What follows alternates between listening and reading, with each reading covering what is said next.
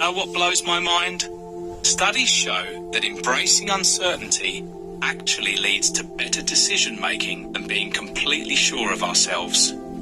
That's exactly what we're diving into today with this fascinating speech about the power of not knowing. That's such a counterintuitive concept. Most people spend their whole lives trying to eliminate uncertainty. Well, what's fascinating is how Madhatan Smith connects this to something he calls spiritual sovereignty.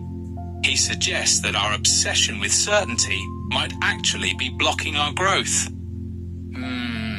Kind of like how a tight fist can't receive anything new. Exactly. And here's what's really interesting. Research in neuroscience shows that when we're in a state of certainty, our brains actually become less receptive to new information.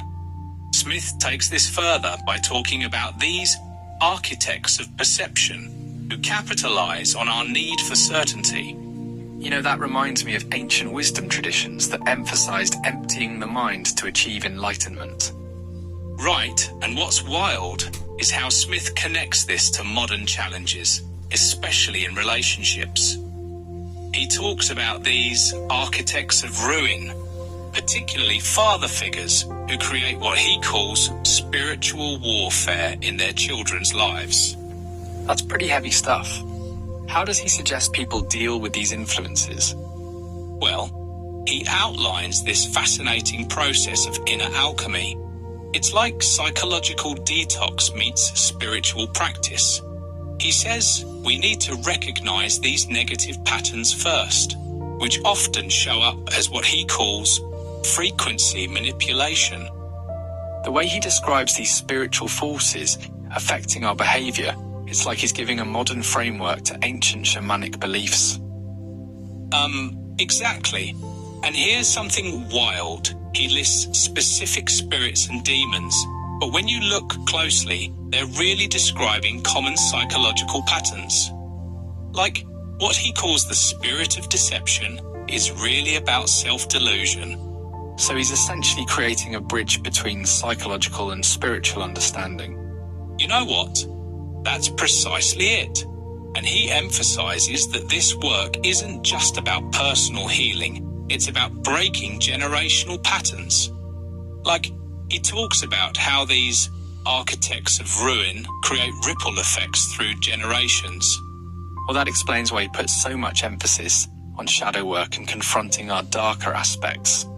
And here's the thing. Studies in epigenetics actually support this idea. Our emotional patterns can literally affect gene expression in future generations. Smith's talking about breaking these cycles through what he calls energy sovereignty. That's fascinating how science is catching up to these ancient spiritual concepts. Right? And when he talks about mindfulness and stillness, he's not just throwing around buzzwords. He's describing specific practices that research shows can literally rewire our brains. The way he connects personal transformation to larger societal change is pretty compelling. Well, and that's what makes his message so powerful. He's saying that by embracing uncertainty, by doing this inner work, we're not just helping ourselves, we're contributing to a larger shift in consciousness. So it's like personal growth with a purpose beyond just self-improvement. Exactly. And you know what's really interesting?